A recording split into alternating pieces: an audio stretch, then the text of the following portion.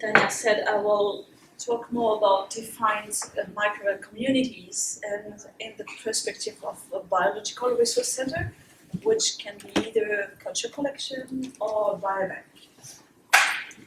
And so first of all, just a slight presentation of the collection I manage in INRAE in France. We have strategic resources for plant health. And like a lot of your collection or biobanks, we do resource preservation, we distribute that to users, we do resource characterization, and we try to have the best quality of services. We're part of the MICROBE infrastructure. And more the question arose from users, and what about microbiomes? And of course, that if you want to, as a microbiome is an heterogeneous community, well, if you try to preserve it, you will have a heterogeneous survival, which will have an impact on the taxonomic composition, which in turn can have an impact on functional diversity.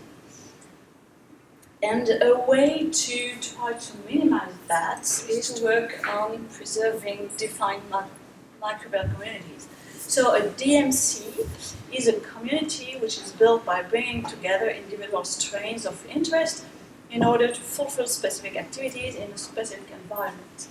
And that is really promising for use in various settings. For instance, I know that in agronomy there is a lot of different research teams working on that kind of communities to try to improve plant fitness and plant health, for instance. Okay, so there is also application in a lot of other domains. So now, as a culture collection, as a biological resource center, what can we do with that? And that will imply, in fact, a new business model for us to work with that. So that's a work, and the question is, what should be considered when we need to develop a new business model, including profit sharing, non-profit, etc. And this I will present you now is from the outputs from both microbe and microclimate projects. And the work was not done mainly by me, but my two colleagues, Amber and Davide, from the DSMZ. So, but they're not here today, so I'll present that on their behalf. Okay, so a new business model for the culture collection should enable to maintain what we know how to do and to maintain our expertise, what we already do. But it should also safeguard against liability. It should facilitate commercial use. It should provide monetary and non-monetary benefit sharing, especially in the access and benefit sharing levels like INRAE, etc. And it should, well, enable all of this, also preserve the non-profit status of the core collection when it's important. And that's important for my collection, for instance. And we should consider the question from all like key partners, key activities, key resources, and what the end product and what the challenges, what the end users, and what the cost, etc. Okay, so to do that, they defined a few questions like that.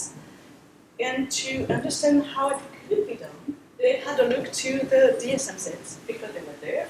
And DSMZ is one of the biggest collections in the world, so they were a pretty good place to start. So that's all the people at DSMZ were involved in answering questions and trying to think about that.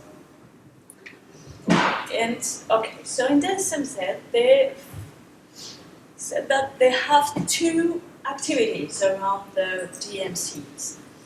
The first one is, they call it deposit. It's considering what to include in the collection. So they have two kinds of DMCs, of defined microbial community.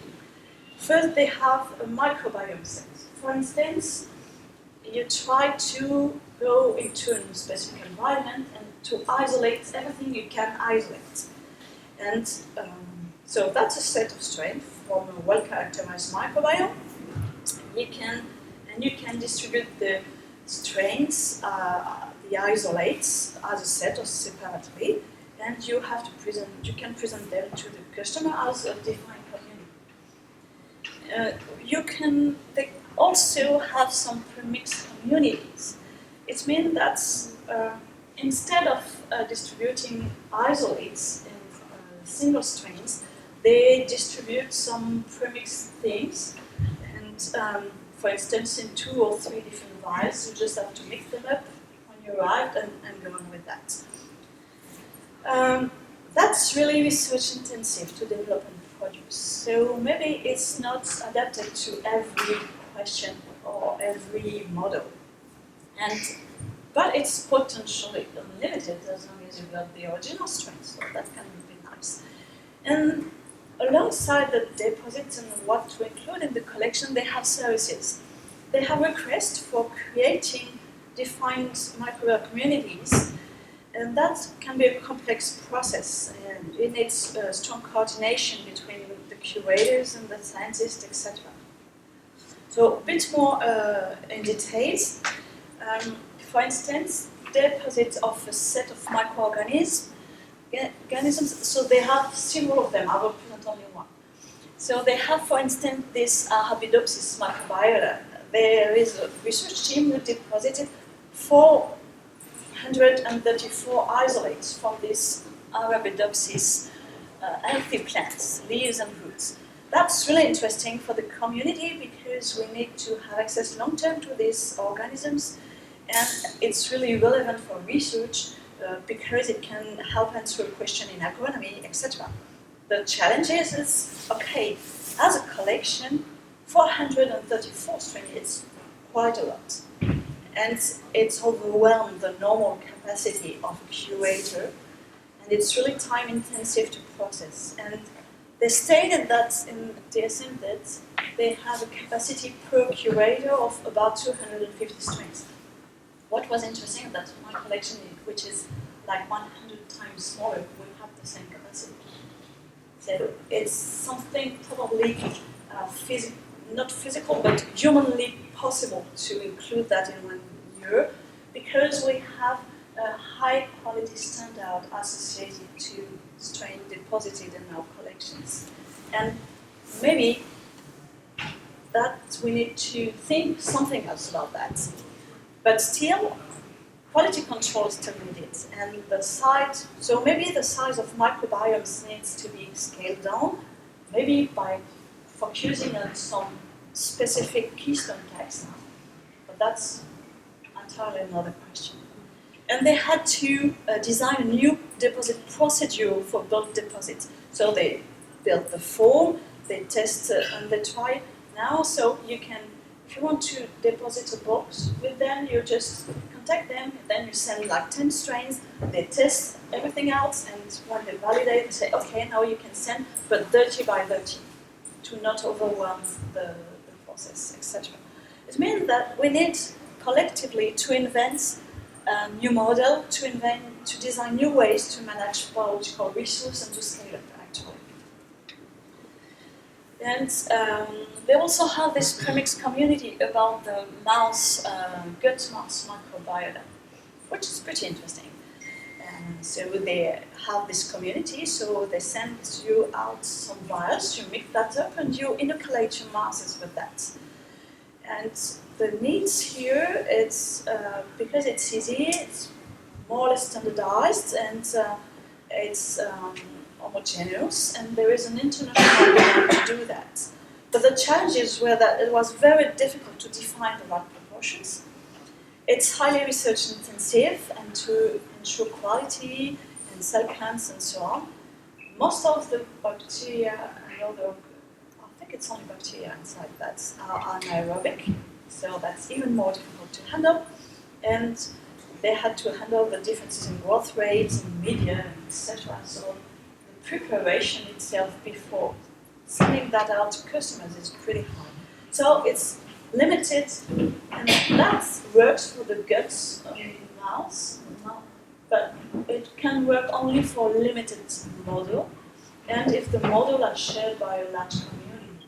If you're the only one to work on radish seeds, maybe it's not really useful to define something such research intensive before.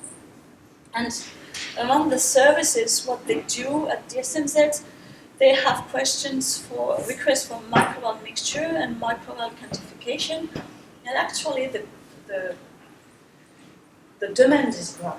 It means that there is a real need there, but the pricing, well, they have to make an individual pricing for each demand because it will depend on the size of the batch, etc. You can adapt that, but that's also time-consuming to make a real estimate for everybody.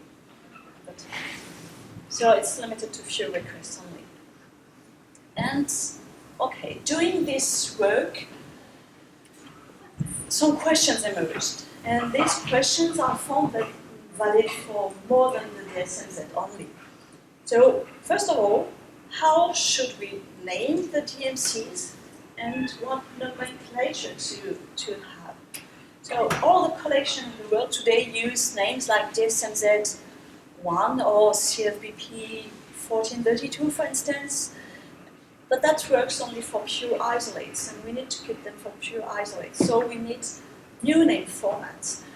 And we need a broad consensus among the different collections and the different organizations to have something named more or less homogenized.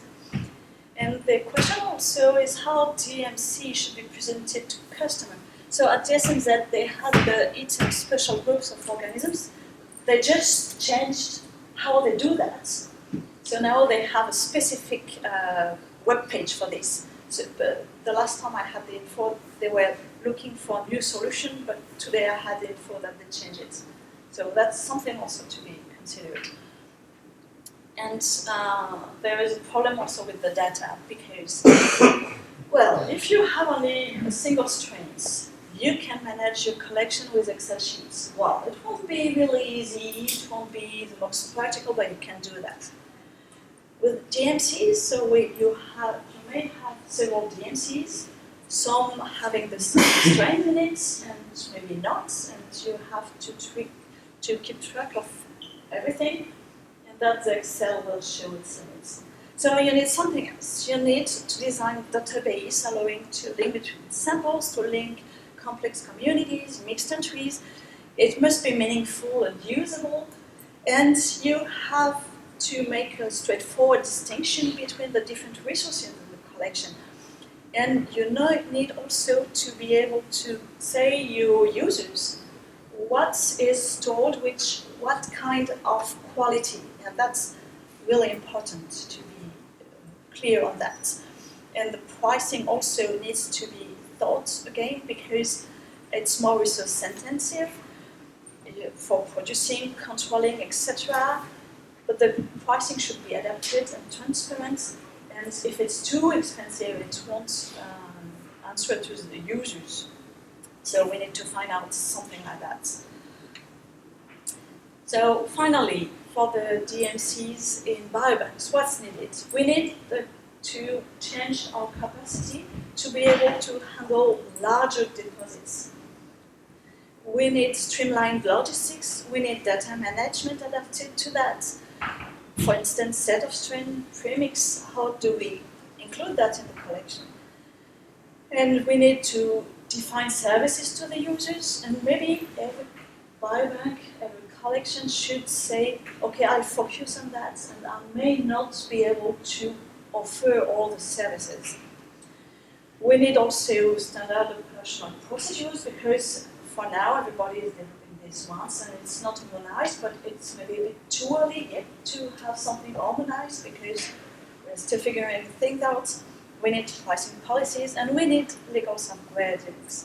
Commercial use limited to use due to liability concern, benefit sharing. In the DSMZ, for instance, they have decided that DMC should not be used for commercial use, but maybe we can invent something else. So that was the thought we had about that, and I want to thank you for your attention.